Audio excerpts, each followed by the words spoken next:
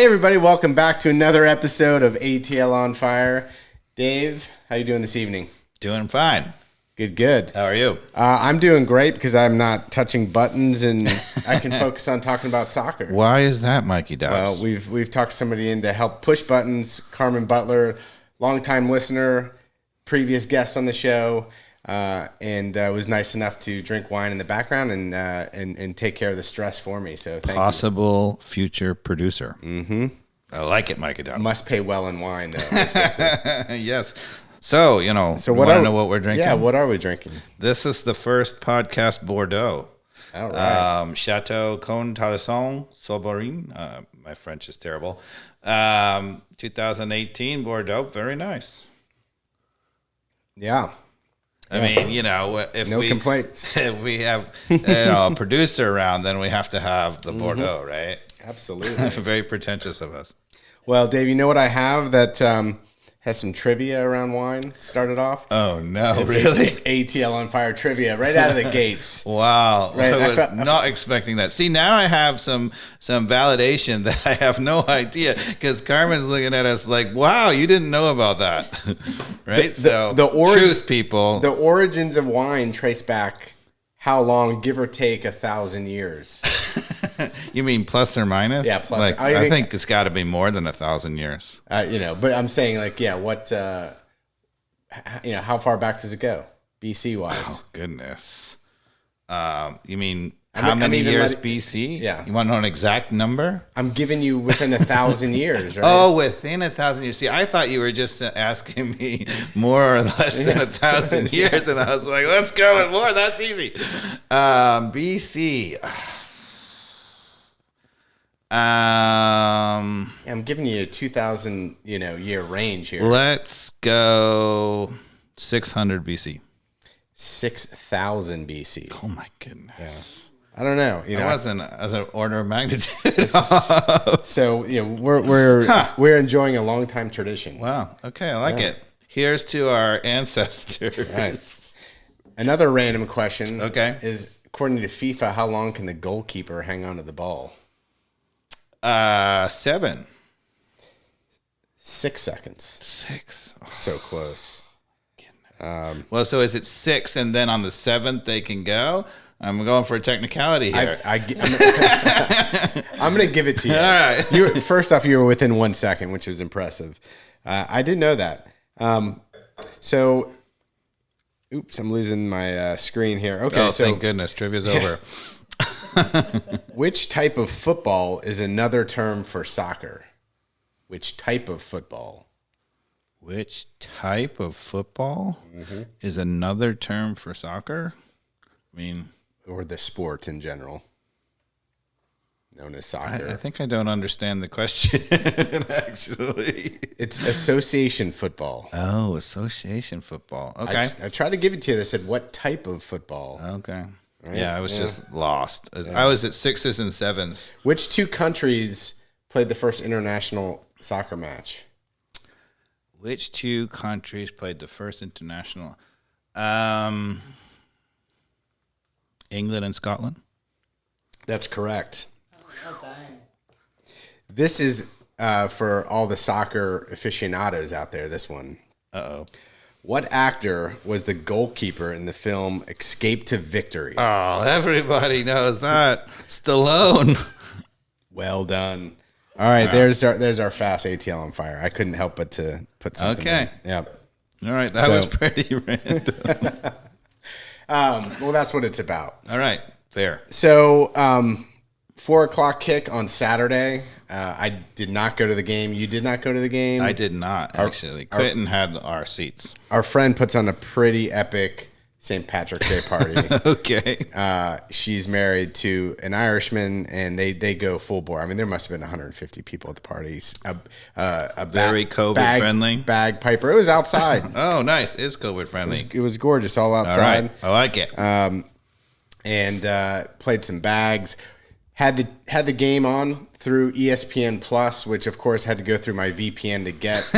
I don't know, Carmen, if you have problems with that too, but just the whole blackout on this streaming stuff, it's just so frustrating. I know other people online complain about it, but yeah, we were talking about how wouldn't it be nice, to be able to go a little bit more in depth with some of the clips, and we keep being forced to use only the highlights because Bally's, at least on my TV or whatever, you can't record it. Right, it'd be nice to record it and then be able to use it, but it's only live streaming, and maybe that's a copyright thing. But I don't think us showing this on the podcast, just reviewing a clip, would be copyright infringement. No, there's like some law. You're more of an expert than I am. There's some law, if you add enough uniqueness to it, it becomes your own content. Okay, and so that's kind of been the loophole with some of the clips-based stuff. So Darren Eales wouldn't be coming for us? No, I don't think so. They might be for the logo that we use, which we actually use the actual Atlanta United logo on top of the fire. Nope. That's going to be a first-class problem if they come after us. Okay. We'll have to change it to... Darren, we're sorry. We're sorry. I think this is a good enough getaway with the logo. We can figure something out that my mother-in-law has done with the emblem here. Uncle Arthur is originally from New York, right? So he's probably got more gangster friends. We got to watch out for him more than Darren Eales. So anyway, I'm watching the game at the party. All right.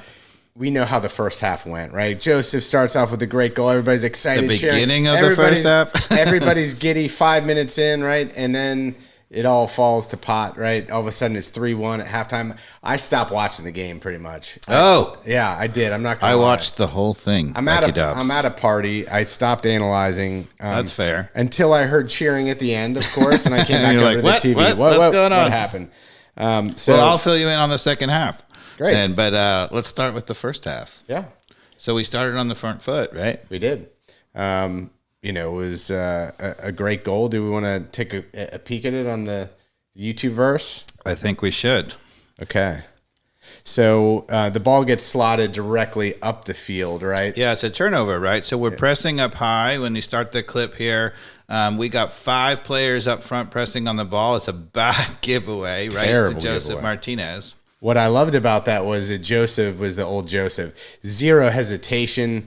Looked up with composure and just blasted it right down Main Street. So I love that. It's not just actually the lack of hesitation and the really quality finish, but one thing you'll see on that clip that we haven't seen recently is he opens his hips.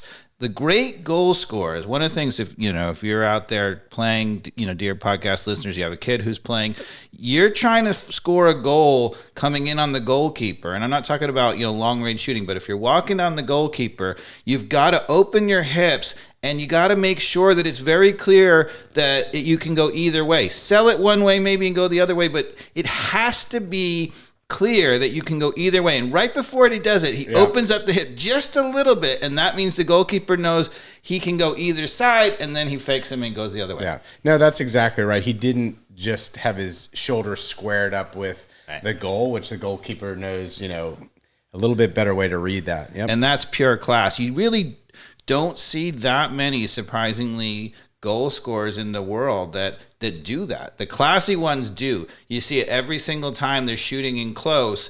They never make it obvious where they're going. Because the great goalkeepers, if you make it obvious and the goalkeeper was in a great position coming out, if you don't, if you make it obvious where you're going, they're going to go get it. Yeah. So, that was 5 minutes, 41 seconds into the game, something like that? Great start. Yeah. And it wasn't just that the goal. We were completely on the front foot for a while, right? Yeah. Felt good. Like I said, I was at the partying at that point. and then what happens?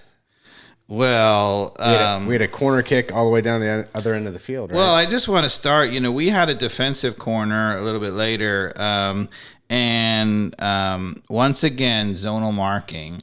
And, the more I've seen zonal marking and the more we've analyzed it here in the podcast, what I think the true problem of zonal marking is. So we've talked about how you have 2 guys and we don't know, are you going to get it? I going, you going, I'm going, you going, and somebody steps right in between. But I think the bigger problem in zonal marking is even if you get it right and there's not that confusion and you win the first ball, if you really don't clear it completely, everything about zonal marking is designed to win that first ball. And if you don't clear it on that first ball, if it gets skipped, if it's a bad clearance or whatever, there are players wide open. And we had a defensive corner once again where the second ball, right, it was absolutely wide open. Hernandez was pinched in so far towards the goal. His guy was wide open behind him, and it's just a matter of time before we give up a goal. Yep. So same old problem we talked about in the last podcast. Yep. All right. You hammered it home. But then what, we have maybe one of the worst goals of professional soccer ever scored against us. And I don't know when. Well, I have one more good moment. Oh, please. I need it in the first half. Yeah, so we get an offensive free kick, and, so supposedly Pineda has said that his assistant coaches he gives them the power to do the free kicks. Okay. Right? And one thing I will say so far this year is that offensively, our free kicks have been excellent. So we have an offensive free kick, and Gutman is standing by the ball, and he's pretending not to be ready, like they're still looking at the field, and then he went quick. Yeah. And everybody was reading it. Everybody runs in, and it goes right to Tyler Wolff, who has to score. And what happens? He does not. He does not. Yeah, he's missed his opportunities this So year. this is twice we've been on the front foot. The other one was when we lost 3-0 on the road in Colorado, where he had a chance early to score and avoid that wave that came. And this twice, he made beautiful time runs, went in, whatever, and just missed it. Yeah. Even on that first goal where Joseph ended up scoring, if the slot, Joseph does a little quick pass to him right up the center. If he has a little bit more of delicate touch on that, he's through. I don't know if you remember that. Yeah, that part of the sequence. He made not such a good first touch. Right? Yeah, and I mean, yeah, it was tough. It was a tough ball to deal with, but I think he, on a better day, should have been able to go right to goal there. So, all right, that's another good moment. Any other ones, Dave, or you want to go right to the Shambhala? Well, I have tying goal. I have to say that I pointed out, I think it was 19 minutes in, and I said, Hernandez is pinched in so far again and he's leaving the guy so wide open on the outside that it's going to cost us. And I'm going to foreshadow, not to the first goal we gave up, but the second goal. But I wanted to say that at 19 minutes in my notes, I said, we are going to give up a goal in this game to the outside to Hernandez. Okay. Well, let's hold it right here. Maybe bring it up on the screen. Let me know when we got it up on the screen here. The clip of where we played a short corner here. Is that what that looks like? It's ready to go. It's a new era in the podcast. Yeah. So it's coming out, and who's about to play it there right across? That's Brooks Lennon plays it across to Hernandez. Yeah, and just a whole clown show right after that. And poor Brad, I can't blame him for making a move, right? And So you want to describe it, in detail for those who are not watching on the YouTube channel again? What happens? Yeah. So what happens is the ball comes out of the corner kick. Brooks Lennon is bringing it back and plays almost a hospital ball back across the center, to the top of the key. Hernandez steps to the ball. Has plenty of time to just make sure he shores things up. And really at that point, he should have had the self-awareness to know he's the last man back and has to be much more secure with what he does at that point. Instead, he tries to make a more aggressive play, puts it up the middle. There's a fumble bumble, and then it's just off to the races right down the center. And Brad is on a 2v2 or a two-man breakaway where, he at the last minute tries to make, the guy guess, and he just touches it in. So what's your problem on that play? What do you think is the main flaw? The most egregious thing is what Hernandez did, in my opinion. Okay. That doesn't mean that I give Brooks Lennon a hall pass for making a terrible back pass back, right? Yeah.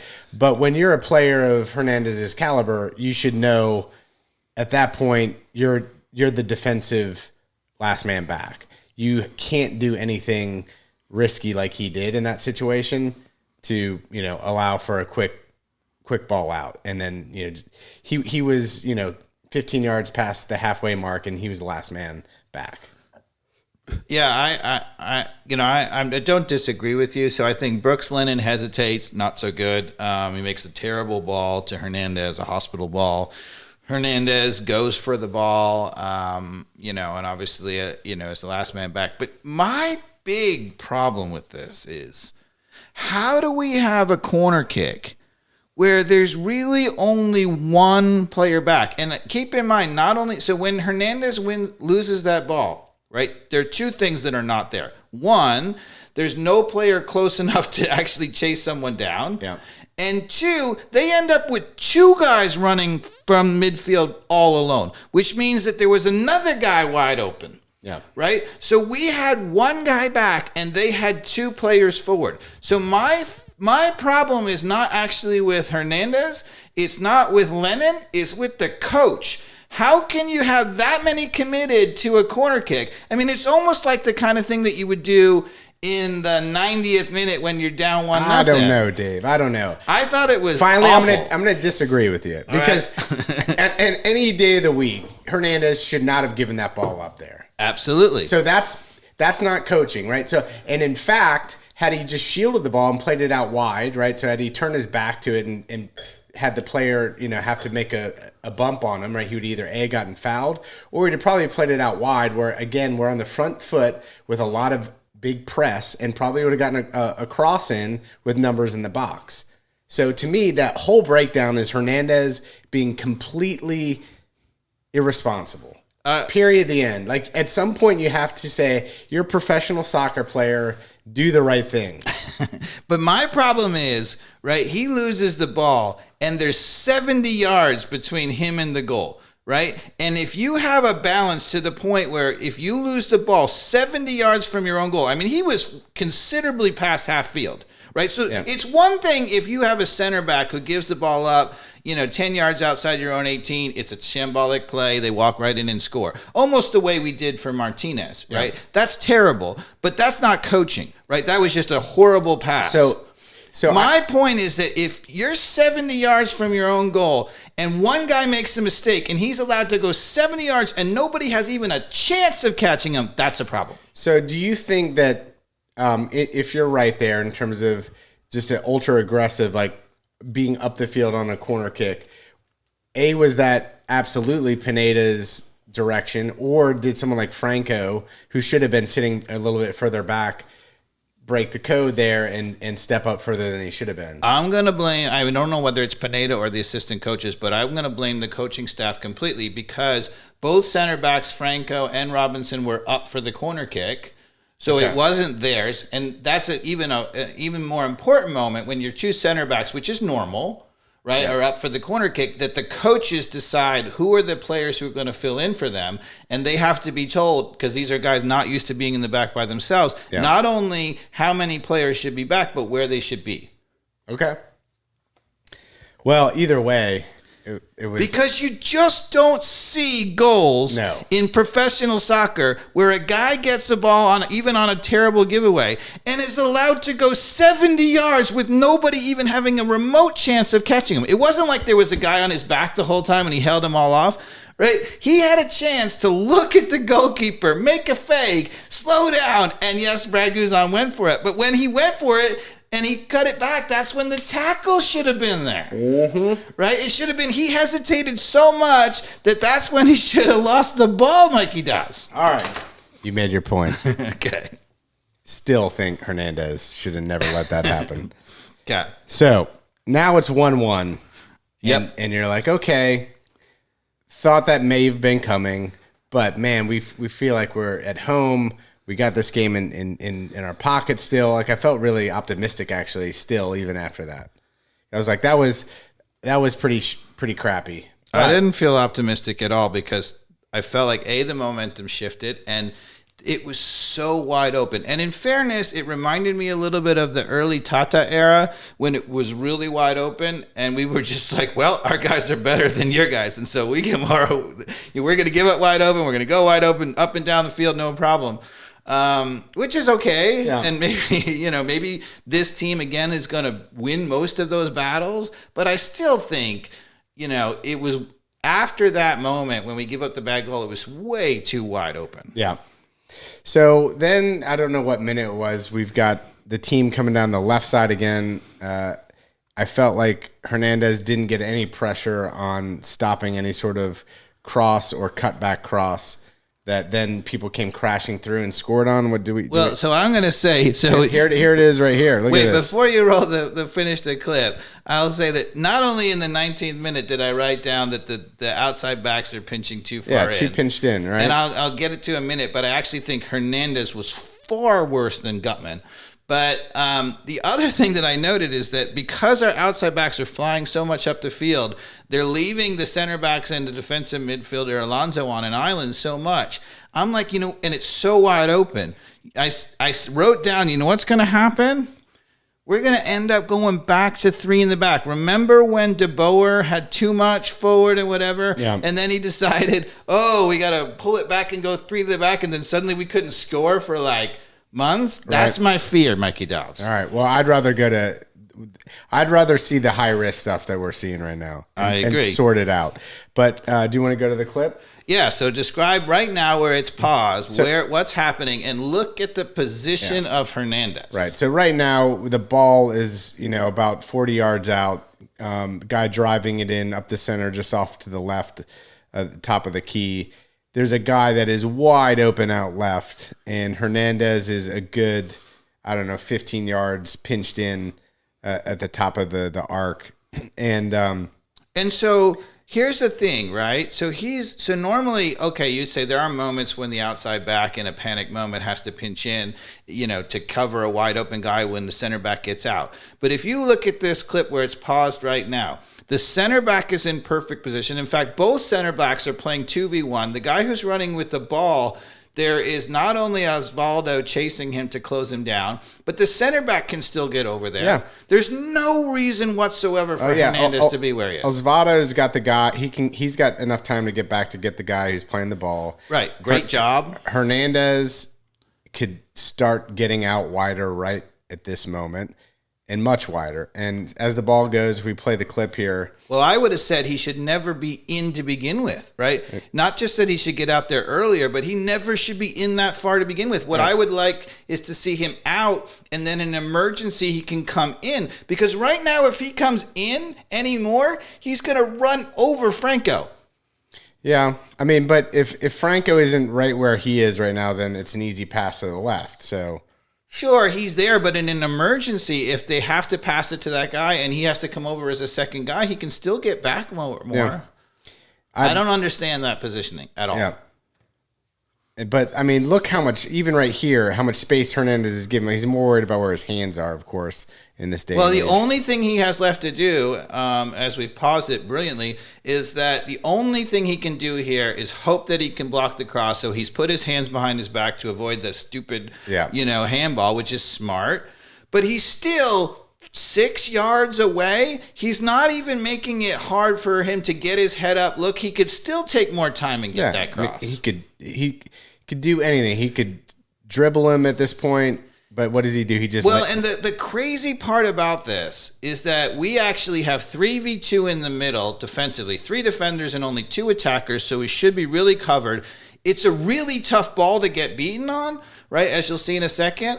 But he has all day to pick it out. That's the only reason he can pick out this exquisite ball that he makes. All right, so here he goes. He cuts it back. Yeah. I forgot that it was that guy coming from the far side that ends up scoring it. Yeah. Look at that. But the only reason why he has that kind of time to slot that ball back is because he had all day out wide. Yeah. And why? Zero pressure on him. Yeah, no, I know. That's what I was screaming about during the game. It's like, why does he have that much space? And Hernandez, it wasn't just on that play. He was doing it over and over and over, which makes me believe that was coached. That's not just Hernandez, badly out of position and not getting it. Now, people are going to blame him. And in fact, he got substituted later, when they moved Lennon back. And I'm sure the coaches are like, you didn't do a good job. You got beat multiple times. It's not his fault. Or at least it's his fault of where he's starting, but that has to be what they're telling him. Yeah. Because Gutman's doing it too. Although the interesting thing I would argue, and here's why I am a huge fan of Gutman, he actually is also pinching in quite early, but he is so against it, he keeps going out early. Like, if you watch him live, he pinches in and then starts. Yeah, he refuses to go all the way in where the coaches want him, and then he's making plays. All right. So this is the Miles Robinson penalty kick giveaway that we're about to pull up here, which I felt he was a little hard done by, but at the same time, once that gets called as a penalty by the ref on the field, there's no way VAR is going to overturn it the way the way that it went down. But man, what a soft penalty at the end of the day. This is all I have to say. I mean, the guy plays it through his legs and then just kind of tries to go around him on the touch line. And really, like in most leagues, like the ref is just going to be like, okay, get up, let's play. I'm sorry, but it was a really soft penalty. Like there was some things that Miles did that didn't help his case. Yep. I'll agree. I just, that guy just dove after the play. That's just not a penalty kick. I know that every one of those guys on the MLS extra time, those guys that talk about the MLS all the time, they'd be like, that's clearly a penalty by the rule of the book, like whatever. But I mean, it's just not. Like, just let's play soccer. Okay, come on. That's not, especially at this point in the game, like reading the game. I also understand, like, if you keep watching in slow motion, you're like, okay, it's a penalty. You wore me down, Dave. You wore me down. So what do you have to say? I'm sad to say that I 100% agree with you. Oh, damn. Yeah, I mean, I get it. It's a penalty. I'm not going to say he's the worst ref in history for calling it, just like you said, but it's a really soft penalty. But there's one thing, and here it's coming. Right? Isn't that my rant is coming, Mikey Dobbs? Oh, if good. It's not on already. It's been a 1-0, rant.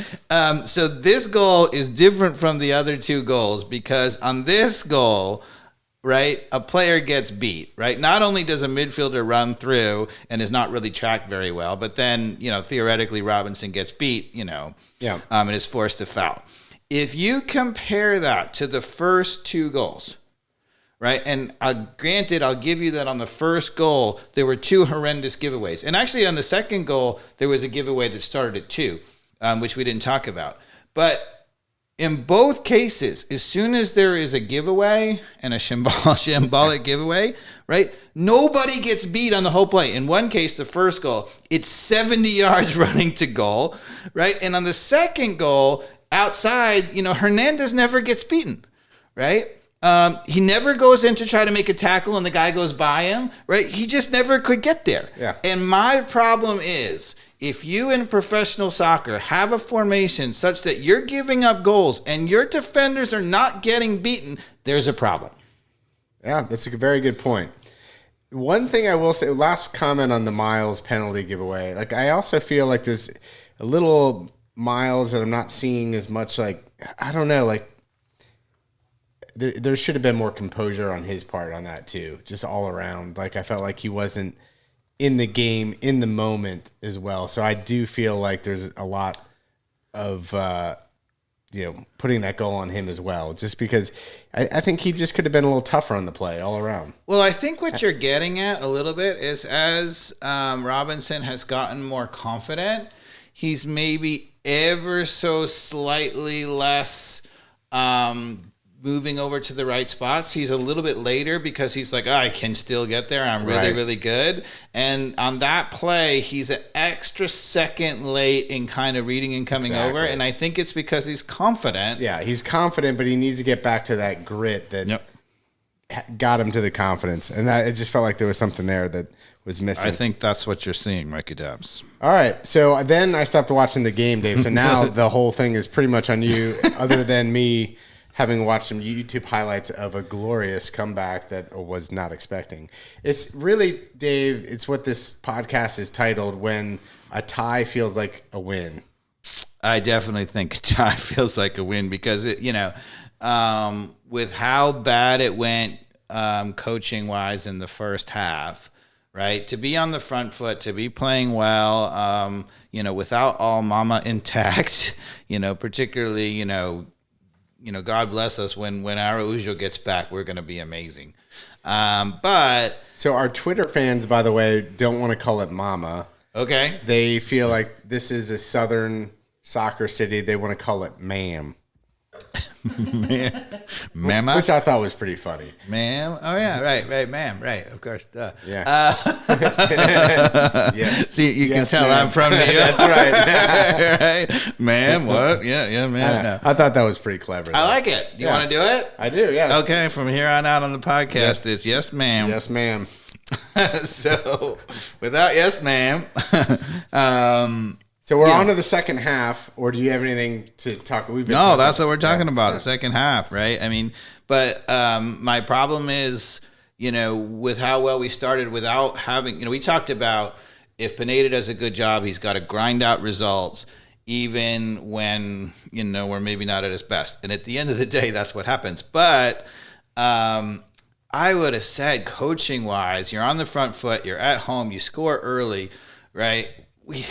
It was shambolic the way we not only gave up 3 goals, but the way that we gave them up so easily without, So hold on. This is one thing I didn't ask you at the beginning, and you've credited Pineda so far this season. Yeah, I've been a big Pineda fan this far. Been a big Pineda fan, and one of the things you've credited him for is like he started the game with the right starting lineup. And not made adjustments at halftime, which we saw at the end of 2021. Right. Do you think he had the right starting lineup in this game?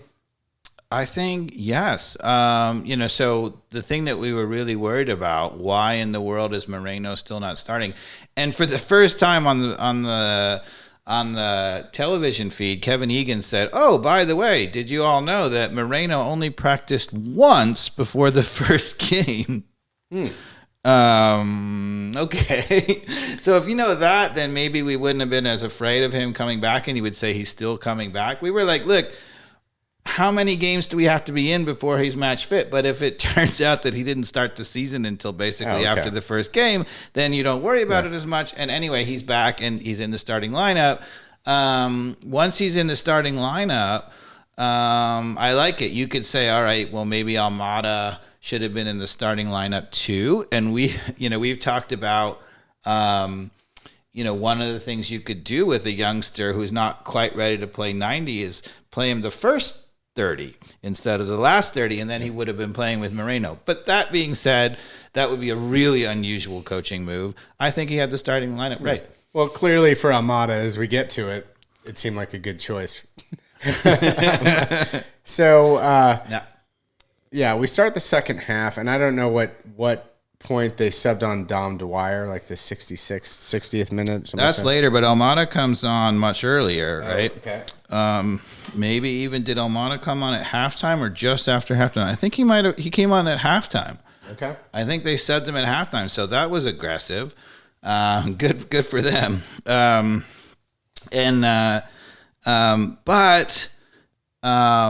maybe, Carmen can correct us if we're wrong, but he comes on and Moreno goes off at 60 or something. Oh, I didn't notice that. So Moreno came off. Yeah, so they really didn't play together for very long either. Yeah. They did play together. They didn't substitute Almada for Moreno. But Moreno comes off and you're wondering like, okay, you're down 3-1. You finally bring on Almada, give him a little bit more time with Moreno. And Moreno, to me, the commentator said they thought he was tiring. Yeah, I didn't see it. I thought he was still our best player on the field. Every time I see that guy on the field, I'm like, there's our best player.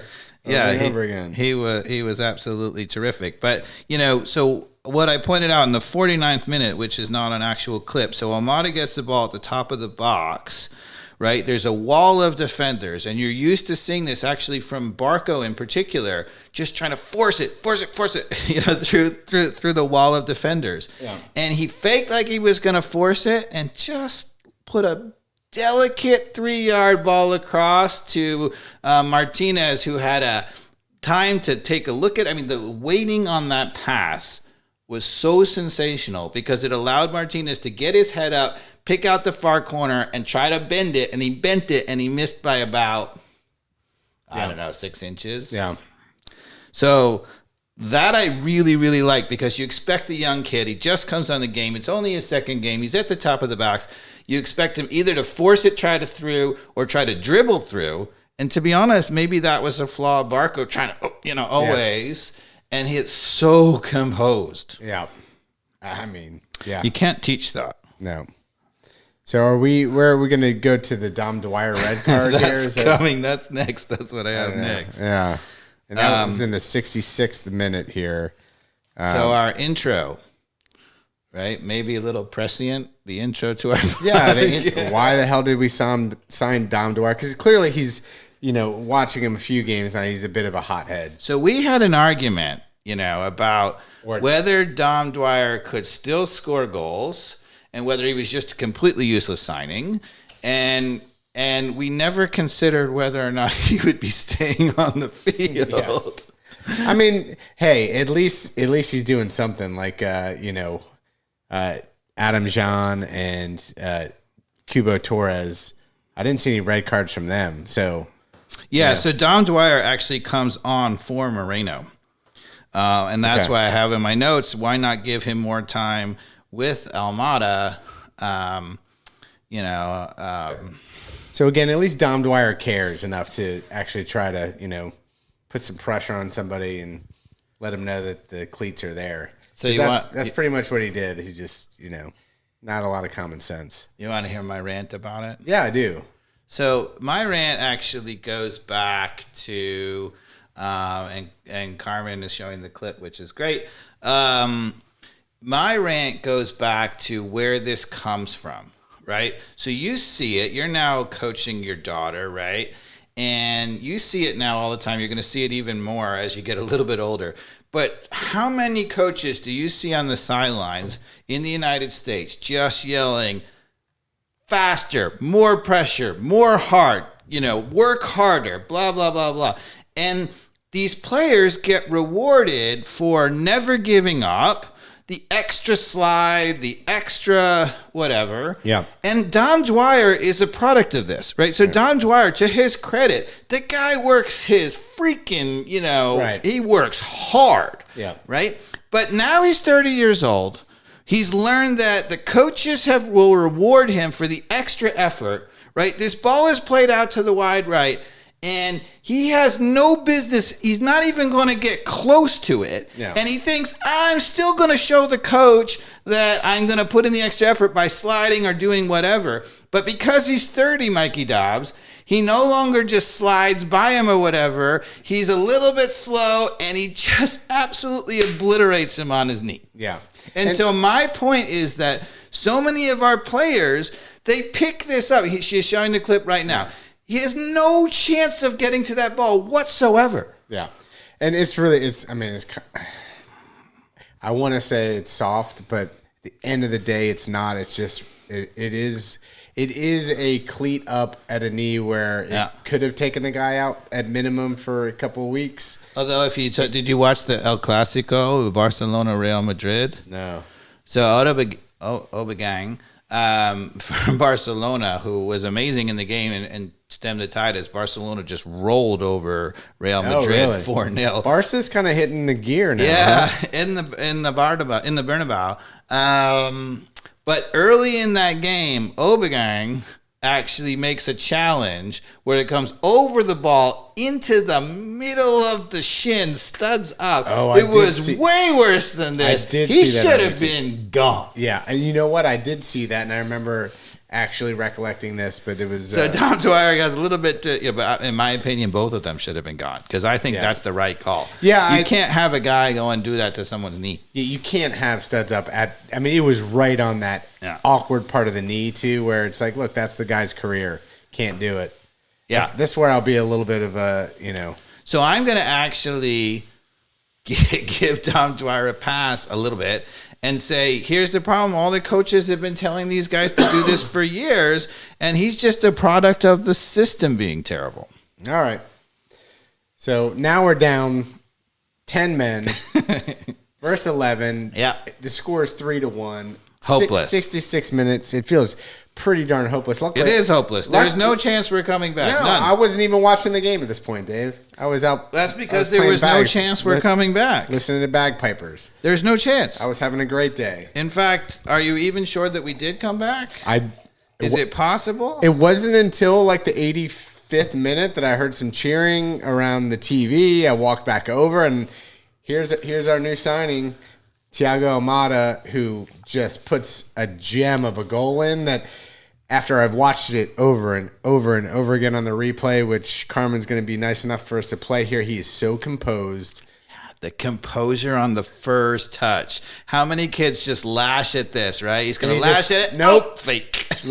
And then he brings it back. I mean. And he was eyeballing that spot the entire time, but he knew the first one wasn't on. Yeah. And he just says, all right, I'm going to do a little cut, a little and just watch his relaxation, especially in the slow motion one right here. So he does the cutback watch, and then he just calm.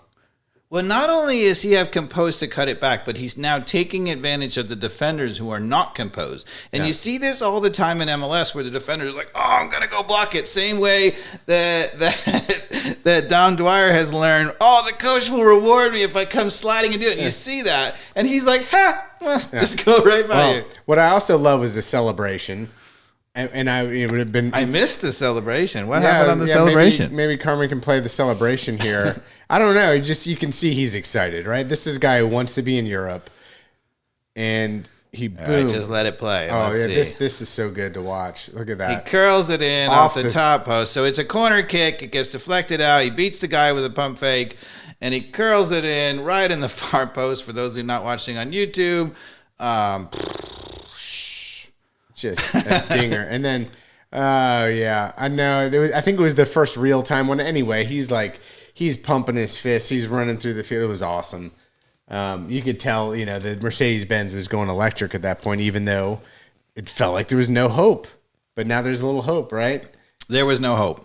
In fact, I don't think that we came back in this game, actually. It's not possible. We didn't, except for the fact that we got a free kick in the 92nd minute or something like that in extra time, right? And oddly enough, right, we got Lennon over the ball because here's the thing, and I think this is why it worked. Credit all around. It felt like this has to be a cross, right? Like the keeper's thinking this is too far out. Oh, I thought you were going to say because there's only one guy standing over the ball. Thank goodness. Well, I love that because it's not close enough to be a clear shot on goal. No, I was saying don't shoot it. Right, it's like a not shoot it type of thing, right? And so I think the keeper. Do you think he should have shot it? Well, yeah, because it went in. Yeah, but I mean, beforehand, were you thinking he should have shot it? No, I wasn't. I wasn't watching it when it happened, so I didn't have an opinion. I was thinking, oh man, he's going to shoot it, and he shouldn't shoot it. Yeah, and really he shouldn't have because the keeper should have saved it. But we're jumping the gun here. But here it is. Everybody's expecting a little curling cross for the header. Instead, he just goes near post. Keeper just wrong-footed, late. And the one thing I will credit Brooks Lennon on is it's on goal. We gave it a chance, right? Yep. And so, if you decide to go to goal there, the worst thing you can do is sky it over the post. So I'm watching the goalkeeper in the replay. Is he really wrong-footed? No, he's square. He's set up in the wrong spot. I mean, oh no, actually, there in the second clip, you did see actually has a little twitch towards going left, so he was a little bit wrong-footed. Okay. He thought he was going the other side. Well, I mean, everyone had to have thought that was going to be a cross, right? I mean, Brooks Lennon given free reign to take a shot on goal from there, when does that happen? So yeah, it was a total surprise, I thought. But the bottom line is the goalkeeper doesn't move his feet, right? If you're out there goalkeeping, right, you got to move your feet. He just stood there, and then was like going to dive. Like, I'm going to get there anyway. Just move your feet. If he moves his feet, he just moves over and catches that. Yeah. I mean, that's shambolic goalkeeping. But Dave, when a tie feels like a win, I love it. That is a good feeling. That's a really sometimes good tie is like what they say, kissing your sister. Yeah, but right? but sometimes it's a like tie is a win. Sometimes a tie is a win. So this is definitely a win. And so that puts us what, 6 in the Eastern Conference. Oh, we are 2 wins, 1 tie, and 1 loss, right? Yeah, it's early days, and that's a slow start, but not as bad as maybe you would have even thought it to be at the beginning of the season. I'm going to go completely beyond that. Over the moon. I said that if Pineda can somehow figure out a way to win ugly early, which we have, then and we've tied ugly early too, which is a win as well. Well, I say get points, ugly. I mean, people were all excited about, us beating Charlotte, but I think at the end of the season, Charlotte's going to be a woeful team.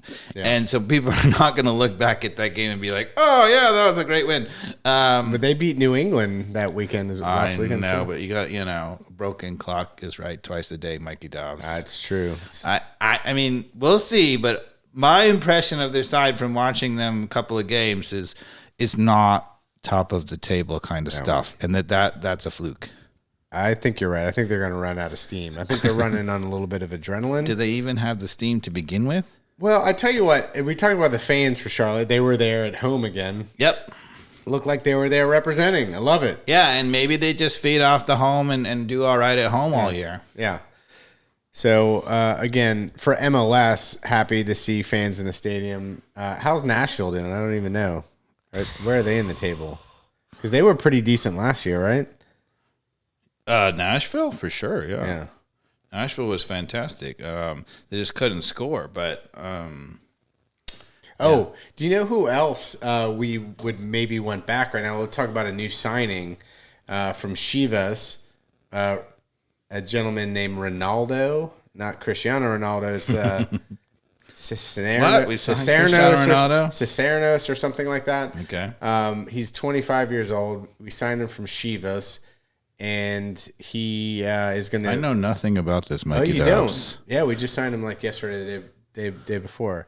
So signed him as what? Look it up on the internet. He's a striker that we just signed. A true backup striker? You mean we're not relying on Dom Dwyer? Exactly. So now we did say that if we rely on Dom Dwyer when Martinez is not as the starter, we're in trouble, right? If Dom Dwyer comes off the bench in the last 10 minutes, I said he could score. You said he couldn't score. Neither of us predicted that he couldn't stay on the field. Yeah.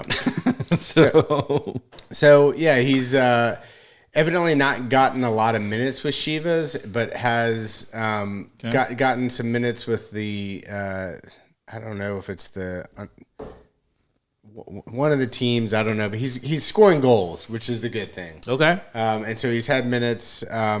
Overall, when he's getting his chances, he's scoring. It looked like he had a good ratio of minutes on the field to making things happen. So we thought the reason why there was this mass exodus to Argentina from Ibarra and Sosa to get, their paperwork was because that would free up an international spot for Almada. If there's another international who came, then it suggests that they knew there was an international coming. He's taking an international spot. I think they were going after that Dupai guy. I forget his from South America. Yeah. Correct. Yeah, and I guess since that didn't happen, this was their maybe second target or somebody that came on the radar. That's. Do you know how many international slots we get? So each team I think begins with 6 or 7, but you can buy international slots with TAM or GAM. So you essentially can have an unlimited amount of international roster spots if you buy them with TAM or GAM. Okay. So I don't know what that means in terms of the chessboard of of international slots across the MLS, but you can hoard them with TAM and GAM or buy into them. I have to say, the commentators and the people at MLS.com, I think we're a bit confused about this. So, here's the trivia question. Who are our 3 designated players at the moment, Mikey Dobbs? Oh, well, as I understand it, it's Martinez, Almada, nope, and Araujo. Nope. Araujo, yes. Not Almada. No. Okay. ¿Quién es? I think it's Moreno. No, he's not been a designated player for a long time. It's not Almada because Almada was a young kid, right? Didn't they sign him as a young kid? I'm making all this up. I don't know. I don't know the answer. No. He is our third designated player. He is? I'm like 99% sure. Well, I heard a debate on this on MLS.com, and I'm like, if they don't know, then nobody knows.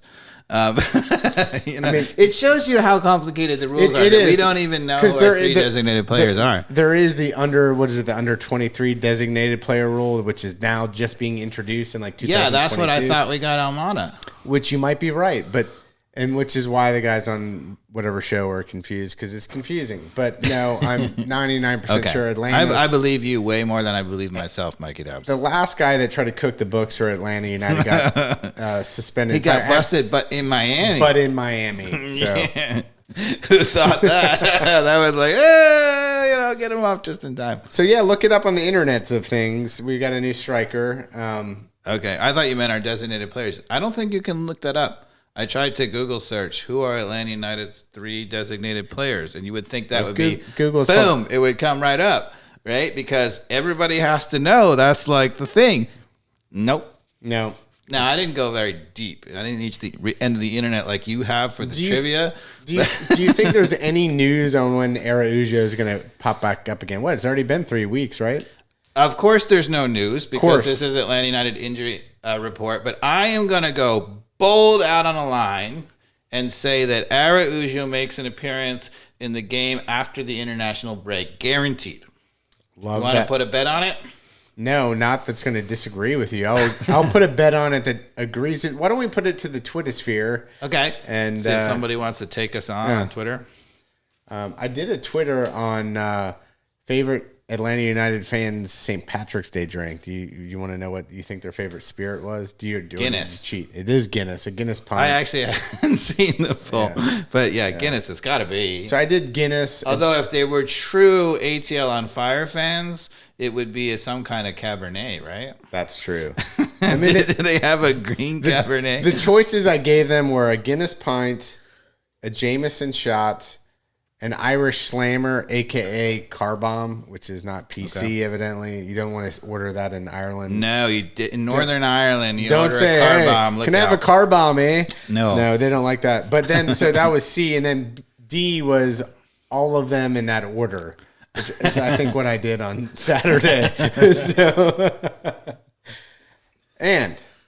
I think Guinness. So I was Guinness out watching NCAA basketball on St. Patrick's Day, and travesty. I had green in the beer. Mikey Dobbs, you'll be proud of me. I'm not Irish, of course, but there was so much green food coloring in the beer. I had green hands, I had green teeth, I had green lips. The outside of the pint glass was green. Yep. Is that good? Or no? It's great.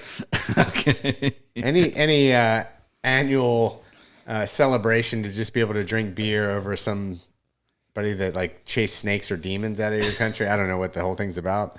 Who knows? But I'm in. I'm all in. So, who does Atlanta United play next? We play next weekend on the road. Oh my goodness. What do we got? About to have it. Charlotte's coming up again, too. DC on April 2nd. DC. Okay. Saturday, April 2nd. So, of course, it's not next weekend. It's the international break. We start with Thursday. Yeah, U.S. men's national team in Mexico. Correct? Right. So, you would normally say 2-0, but that's only at home. And Azteca, what's our record? Could be 2-0-0. Do you know how many games we've won at the Azteca? Ooh, I'm going to guess at most 1 or 2. I think it's still 0. We have a tie, I think. I thought we got a result. I know that it's like... I think it's either 0 or 1, but I think we actually got a result. I thought we finally got our first win at some point, but maybe I'm wrong. Asking us to win at the Azteca, not so good. At home in Columbus, 2-0. In Cincinnati, 2-0. We're going to be missing... And we've beaten them 3 times in a row. Serginho Dest, out. Weston McKennie, obviously, out. But we've got Pulisic back and Gio Reyna back. Yeah. He looked terrific on the last 2 weekends in the Bundesliga. I don't know if you've been watching. I have not, but that's exciting. I love Gio Reyna when he's playing great. Yeah, he looks fresh, and the rest of the players in the world look not so fresh because they've been playing a long season. So So with Dest out, though, I heard maybe Bellows in. Am I wrong? Bellows replacing Dest, but of course Dest is a right back, and our left back is Robinson, the other Robinson, Anthony Robinson. Like him a lot. Yeah, he's great. So Bello is not going to be the starter on the right back, that's for sure. So it's not like Bello is a true like-for-like replacement. You got to figure that DeAndre Yedlin is going to start at right back, yeah? I don't know. It could be Cannon. Yeah. But I would think they would go for the experience, Yedlin having played in England and Galatasaray and in foreign horrible environments. Have they published the roster yet? Yeah, the roster is out. So who is it? Pepe and or Pepe's in. Pepe's in. And what about the other striker? Who am I thinking of? Oh, he's in good form right now. I want to say he's in the French league. I'm not sure. I don't know. How about Tim Weah? Is he available? Weah's available. He's in Ligue 1, right? No, Weah's injured. I'm not sure. Oh God, is another striker that I didn't know if we were going to be able. I'm not sure who you're referring to. It's going to, of course, come to me later. But anyway, what do you think? You think we're going to win? And I think that's a tall order. I think no. I don't think we have a chance in hell. Tata knows World Cup's on the line. And as Atlanta United fans, we know that Tata can really coach. Mexico has had a bunch of injuries, but they've finally gotten a little bit more healthy. In the Azteca. I think that's why this game is going to be more enjoyable for me to watch. You know what I mean? For it. Go for it, because I have zero expectation of them winning this game. And that's usually when, for Mexico anyway, it's the hope that kills you, right? Because they've got a lot of hope they're going to win this game. And all the pressure's on them because, I have no hope that we're going to win this game. So we need 4 points to guarantee qualification. I don't think that we need 4 points ultimately to qualify, but 4 points would guarantee it. Yeah. We have, after Mexico, we have Panama, and then we have Costa Rica. Panama at home, Costa Rica on the road. You don't want to wait till the last day, Costa Rica on the road, but do you think we can... You think if we lose at the Azteca and there's a pressure on the young team, do you think they'd come through at home against Panama? I don't know, man. I'm scared beyond belief. Even more so than the previous. I especially with all the injuries. If Weston McKennie is there and Dest. Yeah, but Weston McKennie, so I mean, the bottom line is Weston's all money. That guy, he's the best player on our team, but the thing about, you think about it, right? So Weston McKennie's heart and soul is a box-to-box guy, but the guy who really, if the team is going to break down, particularly against a weaker opponent, the guy who protects against that is Tyler Adams. So Tyler Adams is also amazing, and he as a defensive midfielder keeps us honest in the midfield, right? And so I don't see us with Tyler Adams anchoring that kind of quality squad of young players. I actually going to go confident and say no problem with Panama at home. I would certainly hope so, but I'm going to be scared to death during that game. Yeah, so we got Thursday night is when we go to the Azteca, so there's international break. We got the 3 international games. And then what are you doing for that game? Are you going to come over here? Are you going to invite me over? What's going on? Probably. All right, we'll figure something out. and then on, after we come back from the break, we got April 2nd, we play DC United. So on the road, I think Araujo, I'm not going to say Araujo starts in that game, but I think Araujo plays 20 to 30 minutes in that game. But I think Atlanta United fans, if you're paying attention, can you imagine, with Martinez, Araujo, Moreno. Yes, ma'am. And Thiago Almada. Yes, ma'am. I can imagine it. And especially with, the other pieces we have around it are, I have to say there are multiple moments in the last couple of games where it was like Brooks Lennon got on the ball or Sejdic got on the ball, and you thought to yourself, if that's Araujo on the ball, it's a goal. Yeah. Right. And so when you have Moreno now pulling the strings and Almada just being that little piece in between and Araujo making that run, like he did in the first game to score, if it's Araujo, it's a goal. Yeah. And then all the pressure's off Joseph Martinez. Yes. And that's scary too. Because right? now Joseph Martinez can actually do what he does best, is just the explosiveness, the movement in the box, right? And scoring those goals. And he's not being relied on to somehow find a goal amongst 4 defenders. Yep. I think we talked about it all. You got anything else? Well, what I will say, I don't know if we want to end the podcast on a downer, but no, we don't. No, Dave. Well, I am a big.